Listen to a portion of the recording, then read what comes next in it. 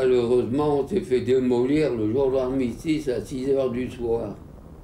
Il nous restait plus que 2 chars sur une compagnie de 35. On en perdait le matin, on en perdait le soir. C'est moi le dernier qui est passé. On a vite été démolis, hein. On était passé nombreux, 2 chars contre eux. Eux, ils en avaient je ne sais pas combien. Et puis les pièces anti-chars, c'est qu'ils avaient des canons qui étaient quand même formidables, hein. Louis Charéron, ancien combattant français. Quand ils tiraient sur un char à 1000 mètres, ils perçaient. Complètement. Et quand il éclatait dedans, alors il y a eu de beau travail. Et les obus sont rentrés par là, vous voyez, sur l'arrière du char. Ça faisait des étincelles de partout dans mon char. J'ai dit, ça y est, t'es cuit.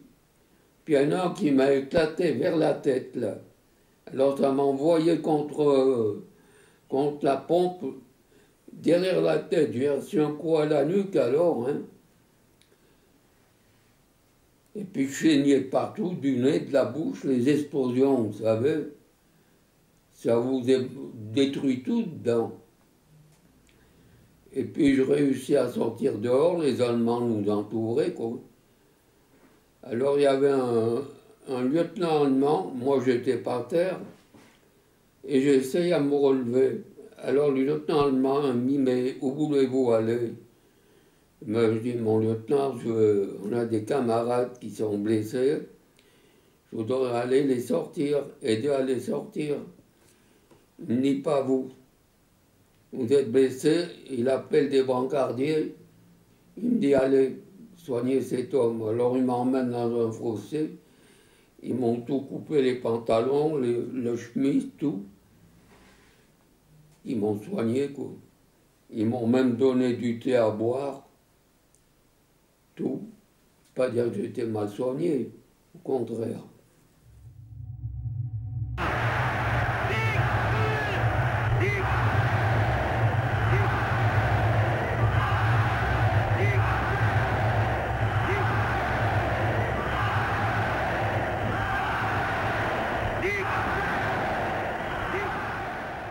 Un jour, on nous a dit que Göring voulait mettre sur pied une unité d'élite, rien que de jeunes, pour rejeter les Américains à la mer.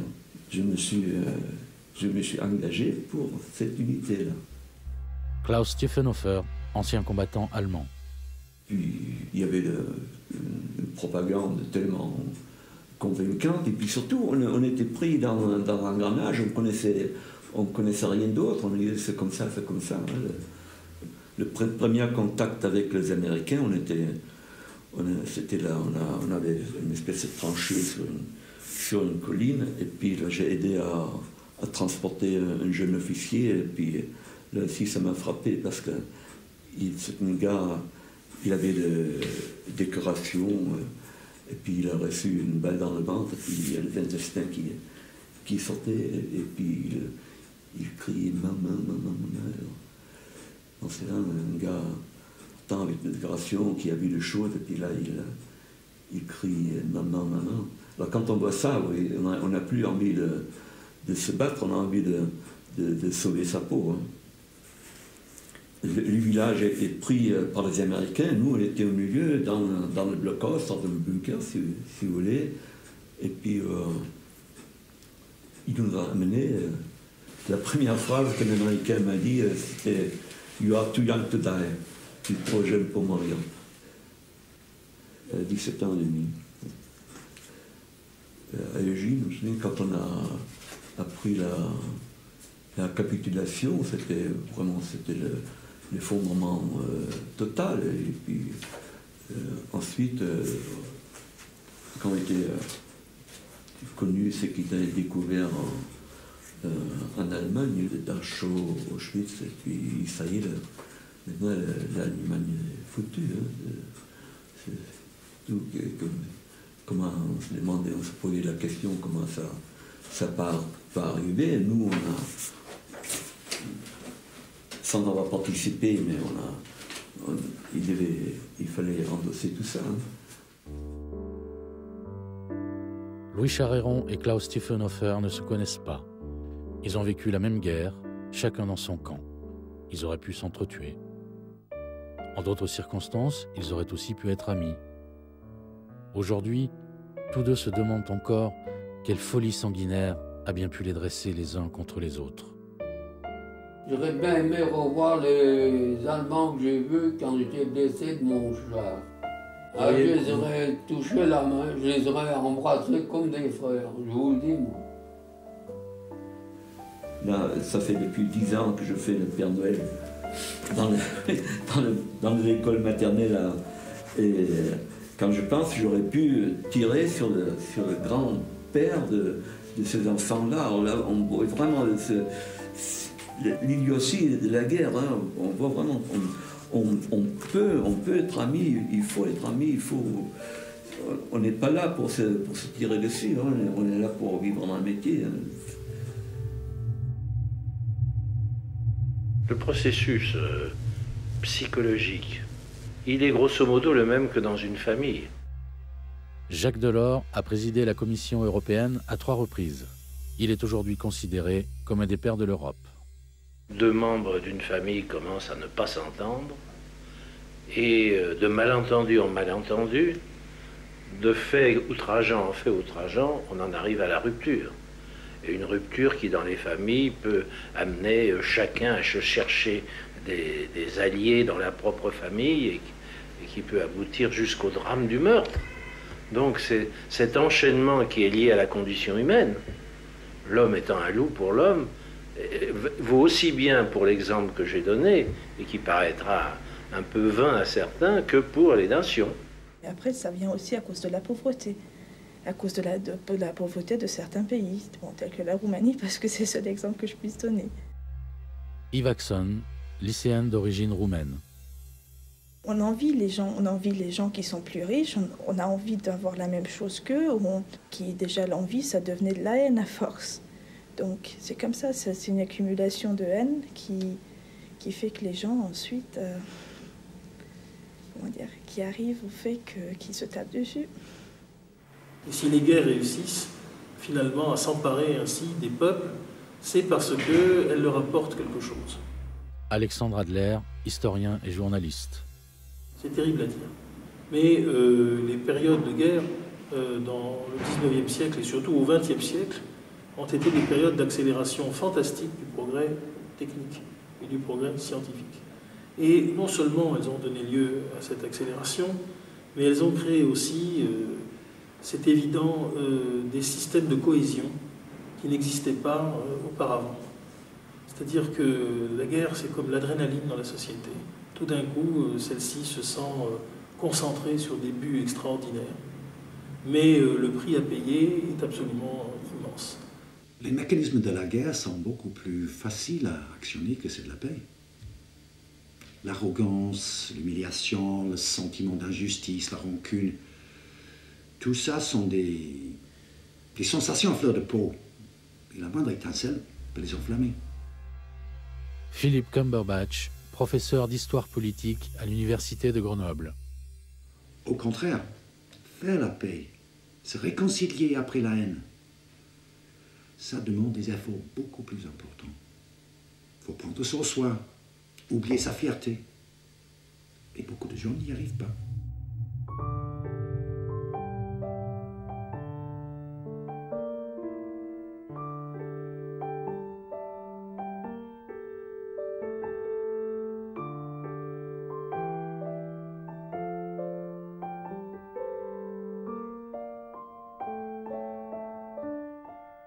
Partout en Europe, il y a des souffrances de l'après-guerre qui sont terribles en Allemagne, mais aussi dans les pays qui étaient du camp des vainqueurs. Des problèmes de reconstruction, de pénurie et autres. Mais je crois que ce qui a dominé la période, c'est la peur de la guerre et la peur de l'autre. Même si à l'époque déjà les pionniers de la réconciliation franco-allemande étaient à l'œuvre, mais ce n'étaient pas encore des politiques. C'était des hommes qui avaient été dans les camps, des Français qui avaient été dans le camp de concentration et qui tendaient la main aux Allemands. C'était des Allemands qui, pendant la guerre, s'étaient opposés à Hitler, dont certains avaient été tués, mais dont d'autres avait survécu. Bref, il y avait de chaque côté aussi un mouvement émotionnel en faveur de plus jamais ça entre nous. Eh bien, il y a un sentiment d'absurde, d'inutilité, de vivre au milieu des ruines, et tout d'un coup, eh bien, comme les peuples veulent revivre, un peu comme dans une bonne psychanalyse où Freud conseille de revenir au mauvais embranchement, au mauvais carrefour qu'on a mal pris, eh bien, il y a une remise en cause très forte de ce nationalisme. Et cette remise en cause, c'est le début de la construction européenne, au lendemain de la guerre, et par des gens qui sont foncièrement modestes, parce qu'ils ont vu à quoi menait l'orgueil. En mai 1950, Jean Monnet et Robert Schuman lancent le projet de la CECA. L'idée est simple, il s'agit de tendre la main à l'ennemi d'hier en partageant avec lui, puis avec d'autres, l'exploitation du charbon et de l'acier. En faisant cela, il scelle la réconciliation franco-allemande et pose la première pierre de la construction européenne. L'Europe ne se fera pas d'un coup, ni dans une construction d'ensemble. Elle se fera par des réalisations concrètes, créant d'abord une solidarité de fait. Robert Schuman disait toujours il faut commencer par un petit bout. L'Europe ne se fera pas par des grandes fresques, mais par des petits pas. Et c'est à ce moment-là qu'il a réussi à convaincre ses partenaires et à convaincre aussi le gouvernement français. Il faut bien se remettre dans le contexte de l'époque. Demander à des nations qui ont été agressées, humiliées, d'abandonner à nouveau une partie de leur souveraineté et de s'allier avec l'ennemi d'hier. C'est considérable l'effort qu'on leur a demandé.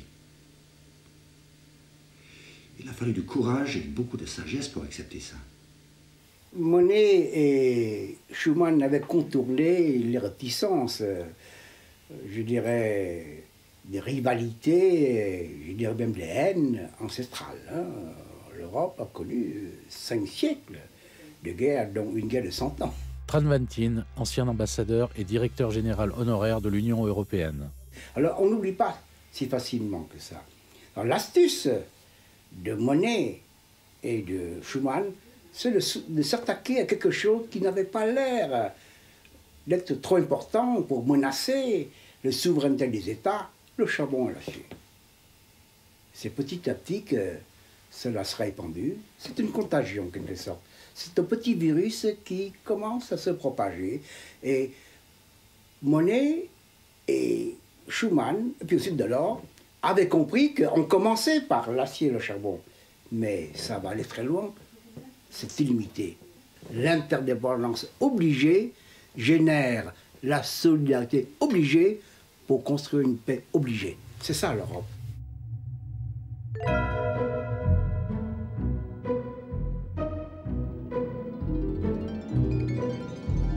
L'Allemagne, la France, l'Italie et le Benelux sont les premiers États à adhérer à la CECA. À partir de là, l'Europe connaît une situation de paix qui se renforce à mesure que sa construction progresse.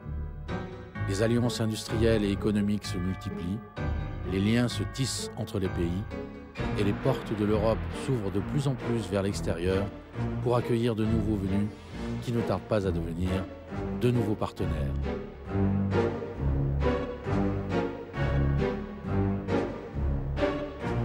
C'est ainsi qu'un à un, les membres de l'Union se condamnent à la paix.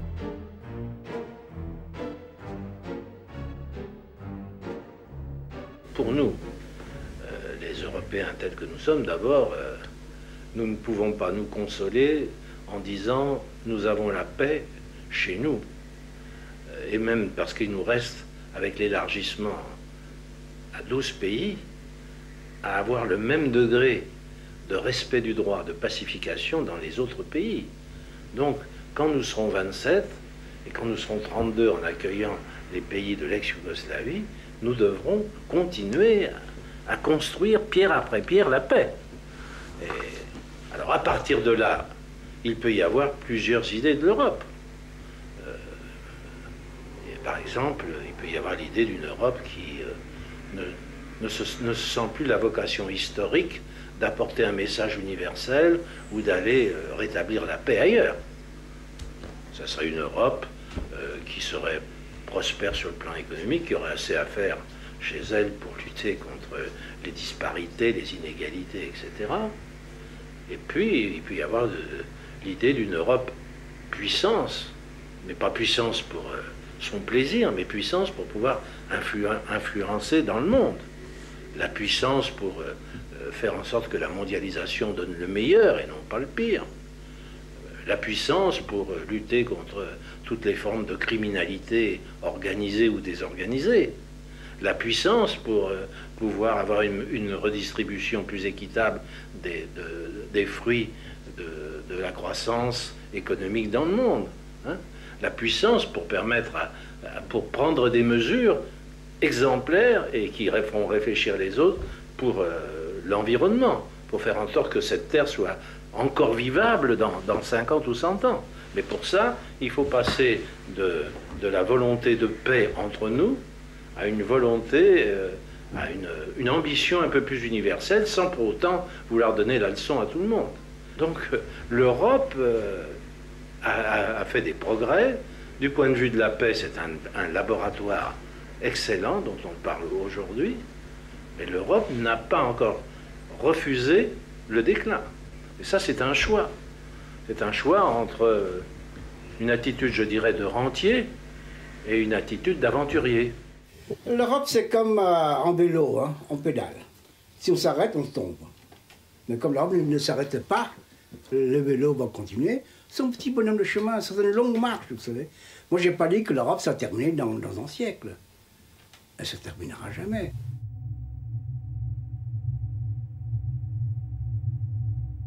La paix d'Europe, si solide, si irréversible et contagieuse, a pourtant entendu la guerre gronder. C'était hier, à côté, entre la Grèce et l'Italie. Et certains se demandent encore pourquoi personne n'a pu empêcher le sang de couler à nouveau. Nous avons créé l'Union européenne pour ça. Bernard Kouchner, fondateur de Médecins sans frontières, ex-représentant de l'ONU au Kosovo. Les pères fondateurs ont construit cette Europe à 6, à 9, à 12, à 15, justement pour éviter la guerre. C'est le fondement majestueux de l'Union européenne, mais les pays socialistes n'en étaient pas, et singulièrement pas la Fédération yougoslave. Bien sûr, dans ce secteur, il y avait des problèmes très anciens et très compliqués, d'ethnie, de religion, de territoire. Mais il y avait surtout un grand manque. La démocratie, les institutions, les règles du jeu. Tant que les hommes n'ont pas ça, c'est la porte ouverte à la barbarie.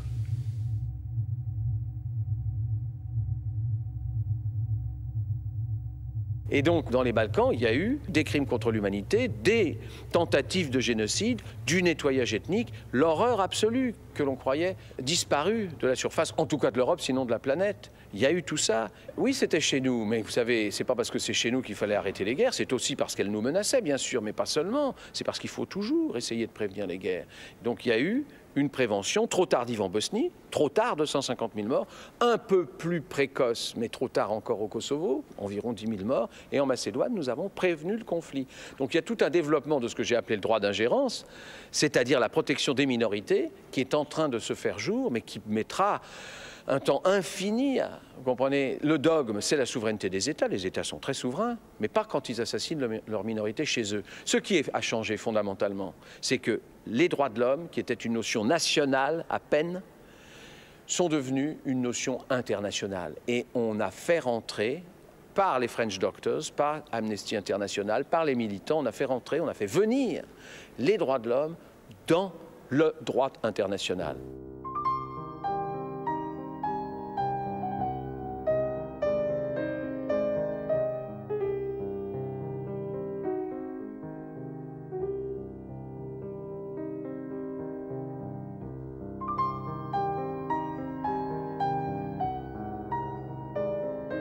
Les pères fondateurs avaient utilisé le charbon et l'acier pour installer la paix sur le champ de bataille qu'était l'Europe.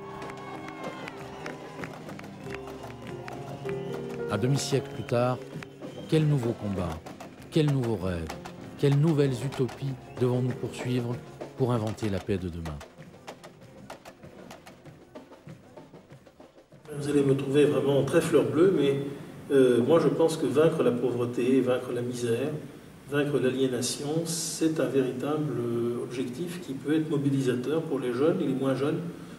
Et moi, je me dis que si chaque commune de France ou beaucoup d'associations, par exemple, prenaient en main un petit peu la reconstruction de la Bosnie, parce qu'il faut maintenant accompagner ces gens dans cette démarche qui est difficile pour eux de réapprendre à vivre après cette terrible guerre qui les a frappés, c'est la dernière guerre européenne, ça vaut le coup.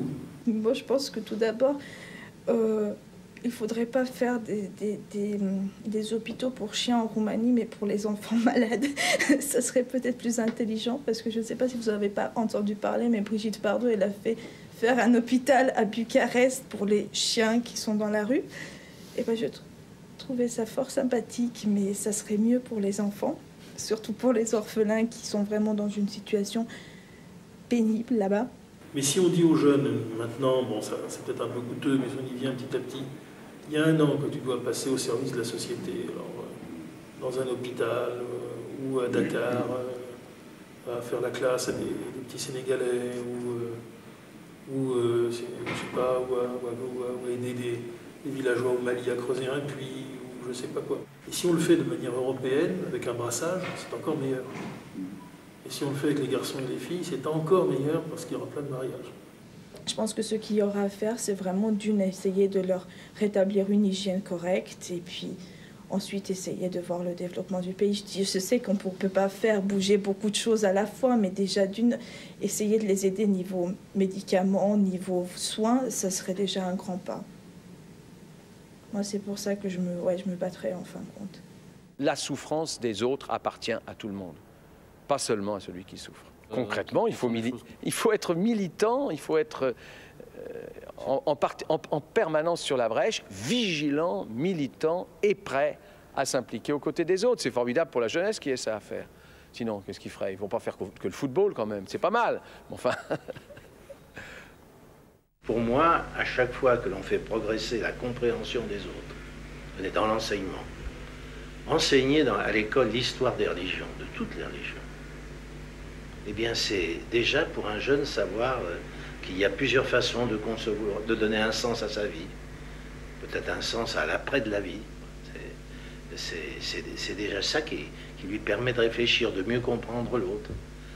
Si nous montrons à ceux qui sont de religion musulmane que nous sommes des gens ouverts, que nous ne faisons pas de distinction selon la religion des gens, que même nous sommes prêts à tirer de leur propre religion, de leur propre pratique, du bien, des enseignements pour nous-mêmes, alors à ce moment-là, nous disons non à la guerre des civilisations, nous disons non à tous ceux qui veulent profiter de cette soi-disant opposition pour enflammer le monde. Mais pour ça, il ne faut pas se contenter de dénoncer l'adversaire. Il ne faut pas se contenter de se défendre, ce qui est bien, d'assurer la sécurité. Il faut aussi, par son attitude, montrer qu'on a une autre conception des relations humaines, des relations entre les hommes. Vous comprenez, le problème n'est pas tellement question de nationalité, ni de nation, ni de nationalisme. Le problème est que, avant, chacun pour soi, chacun chez soi. Définition de la souveraineté, si vous voulez. Aujourd'hui, vous avez oublié qu'il y a un certain monsieur qui s'appelle Alexandre Dumas, qui l'a dit. Un pour tous, tous boire. Mais c'est ça l'Europe. Non, sous la guerre.